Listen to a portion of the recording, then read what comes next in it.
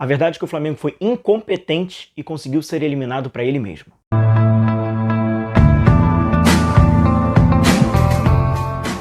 Fala aí, pessoal, vamos falar um pouco sobre essa partida do Flamengo. Terminou empatado 1-1, mas o Flamengo acabou sendo eliminado para o Racing nos pênaltis, 5-3 para a equipe argentina. Pedi para você deixar o seu like, se inscrever no canal, que sempre fortalece por aqui.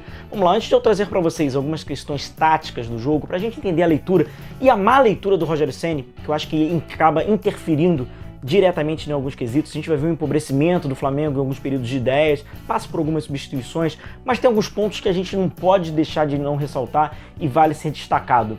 O Flamengo é como se fosse um quebra-cabeça, né? O Flamengo acabou montando essa eliminação com várias peças, com várias características, que acabou sendo transparecido durante alguns jogos anteriores. Primeiro, perde muitos gols. O Flamengo perdeu chances claríssimas, muitas dessas oportunidades com o Vitinho, que, abre parênteses, fez uma partida interessante, criou oportunidades, não jogou mal, mas perde o gol. O Vitinho perde muitos gols, o Flamengo perdeu muitas oportunidades, perdeu com o Everton Ribeiro de cabeça, com o Bruno Henrique, o goleiro fez uma boa defesa, mas algumas chances que não se podem perder. O Flamengo já perdia, não é? Paçocada da defesa. Teve paçocada da defesa. Gustavo Henrique. Eu vou mostrar para vocês o porquê do Rogério ser interposto do Gustavo Henrique, mas de qualquer forma, ele entregou a paçoca com um erro muito parecido com a posição dele do corpo contra o jogo contra o São Paulo, que ele também dá o de calcanhar. Mesma coisa ele fez na bola parada, também vou trazer para vocês. Teve erro então, paçocada? Teve paçocada. Outra questão, desconcentração. O Flamengo é muito desconcentrado, né? O Flamengo psicologicamente é uma equipe frágil, psicologicamente, como falávamos muito aqui no canal. Teve fragilidade psicológica? Evidente, momento de desconcentração. O Flamengo sofre gol logo no período que o Rodrigo Caio é expulso. Rodrigo Caio expulso, bola parada, já o Gustavo Henrique já erra, é um período de desconcentração. E como cereja de bolo, o erro na penalidade. O Arão, que fez o gol de empate de cabeça, acabou perdendo pênaltis esses que o Flamengo também vinha errando bastante. Então, é um universo de erros repetitivos. Realmente, o Flamengo acabou montando um quebra-cabeça da sua eliminação, que tem ainda algumas questões do Rogério Ceni que eu vou trazer aqui para vocês. A primeira questão é sobre a escolha do Gustavo Henrique no lugar do Léo Pereira, que acabou surpreendendo alguns, ele que foi o companheiro de zaga do Rodrigo Caio. A única explicação plausível é essa aqui. Para o Gustavo Henrique vencer no duelo, porque o Racing esticava muito essa bola na primeira partida e o Léo Pereira errava praticamente todas as oportunidades, para ele vencer esse duelo com o Reniero, que é o atacante. Precisou ele ainda sair no primeiro tempo, colocaram lá o garoto de 17 anos, que já é um jogador de mais velocidade, mas ficou claro que a preocupação do Rogério Ceni era exclusivamente com essa bola longa, um ponto na organização ofensiva que eu vou trazer principalmente no segundo tempo, que em alguns momentos não acabou dando certo, faltou um homem de referência. Olha a falta que fez o Pedro, não está bem fisicamente, o Gabigol tão pouco escalado, sem relacionado para a partida. Olha como alguns problemas fisiológicos, alguns problemas do departamento médico de reparação e preparação física acabaram sendo mais uma dessas pecinhas para montar esse quebra-cabeça da eliminação do Flamengo. O Bruno Henrique acabou trocando bastante movimentação com o Arrascaeta, para o Arrascaeta entrar e ele participar, porque ele era esse elo de velocidade, de força, era por aqui que o Flamengo iria criar sua oportunidade. Porém, o Flamengo ficou basicamente restrito a por aqui. Foi um empobrecimento de ideias, o Flamengo só teve o lado, mérito também do Racing, que colocou muitos jogadores na última linha. O Racing não incomodava o Flamengo. O Flamengo conseguiu ser eliminado por um time que não atacava. O Racing não atacou o Flamengo. E curioso, né, que a gente pode observar até por esse frame, que mesmo o Flamengo sendo bem marcado pelo Racing, o Racing entregava em alguns momentos, o Flamengo criou oportunidades e desperdiçou várias oportunidades. Desperdiçou roubando a bola ainda no ataque, desperdiçou com uma transição, com o passe do Arrascaeta no ponto futuro pro Vitinho, que se precipitou na finalização. Mas mesmo o Flamengo tendo dificuldades, porque é que a gente vê, né? O Arrascaeta tá entre linhas, está tentando buscar o jogo, já tentou trazer o jogo mais ao centro, 3 jogadores mais à frente com o Everton Ribeiro. O Flamengo tentava se movimentar, mas estava pobre no período da criação.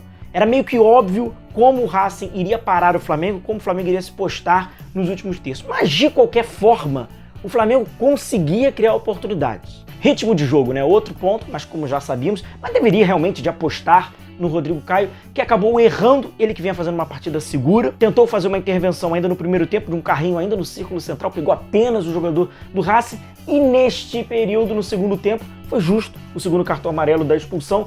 Ele tentou também fazer uma intervenção que não havia necessidade, o Lisandro Lopes estava de costas, absolutamente sozinho, porque o Racing, repito, não atacava o Flamengo. Fez uma leitura errada, falta também ritmo de jogo, talvez alguma pressa, uma ansiedade, foi expulso. E aí aquele fator psicológico, a primeira falta do Racing, Gustavo Henrique como personagem principal. Um cruzamento na segunda trave, o Gustavo Henrique mal posicionado, fica de costas para a bola, tenta de calcanhar, acaba escorando para o jogador do Racing, que agradece e abre o placar. Consequentemente, com a expulsão do Rodrigo Caio, o Rogério Ceni faz algumas mudanças e aí na minha opinião, ele se equivocou. Vamos entender a lógica do Rogério Ceni e por que ele se equivocou. Ele tira o Arrascaeta e coloca o João Gomes, para que a partir daí o Ilharão faça a zaga pelo lado direito no lugar do Rodrigo Caio. Ele tira o Arrascaeta, que é aquele eixo de criação que, por mais que não estivesse fazendo uma brilhante partida, a gente sabe a capacidade do Uruguai de uma bolinha ou outra criar oportunidades, como ele conseguiu encontrar essas bolas, mas que o Flamengo não aproveitou. A outra substituição do Rogério Ceni é motivada porque o Flamengo não tinha ninguém dentro da área. A gente observa que tem o Felipe Luiz para fazer o cruzamento, o Vitinho faz o movimento de primeira, não tem ninguém. A gente não observa, não tem nenhum jogador do Flamengo dentro da área, porque o Flamengo não incomodava dentro da área. Tirou o Bruno Henrique para fazer o corredor na individualidade, ele tentar algo pelo lado esquerdo, o Vitinho trabalhando mais como segundo atacante e o Flamengo não tinha aquele homem de referência. Coloca o Pedro e tira o Everton Ribeiro. E aí, na minha opinião, a ordem acabou mudando toda. Porque no final da história, ele acaba tirando o Arrascaeta e Everton Ribeiro. Ele tira, teoricamente, dois jogadores que têm o último passo, sobretudo uruguaio, mais do que o Everton Ribeiro, que está fazendo um péssimo momento, não está conseguindo dar o último passo. O Everton Ribeiro está numa queda de rendimento vertiginosa há algumas rodadas já. Então a primeira opção de substituição do Rogério Ceni, ao meu ponto de vista, teria que tirar Everton Ribeiro.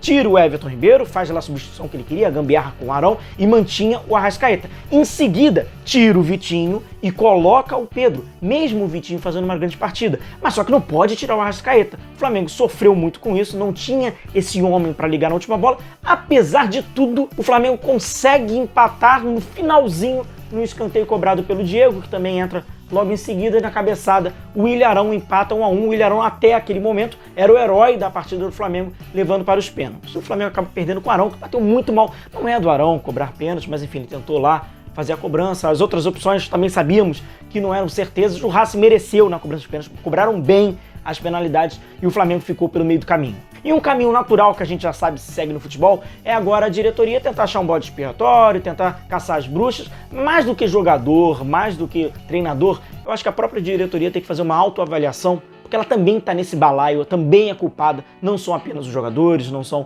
apenas os treinadores que passaram, o Domi e agora o Rogério Ceni. A diretoria também errou. É um conjunto de decisões erradas, de escolhas erradas, de soberba, de não concentração, de não focar naquilo que deve ser necessário. E agora, óbvio, fica comprometendo o ano do Flamengo de 2020, essa temporada que vai ser encerrada em 2021 e, por que não, anos subsequentes.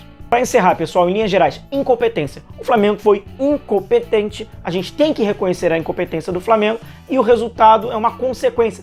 Mais do que números do jogo, o Flamengo teve mais posse, criou mais oportunidades, o Flamengo, no geral, é um clube incompetente nessa temporada, nesse processo agora de início do Campeonato Brasileiro, algumas decisões, enfim, é apenas uma consequência essa eliminação precoce, porque é o atual campeão nas oitavas de final ainda da Copa Libertadores. Valeu, pessoal, vou encerrando o vídeo por aqui, a gente vai se vendo, um forte abraço, tchau, tchau.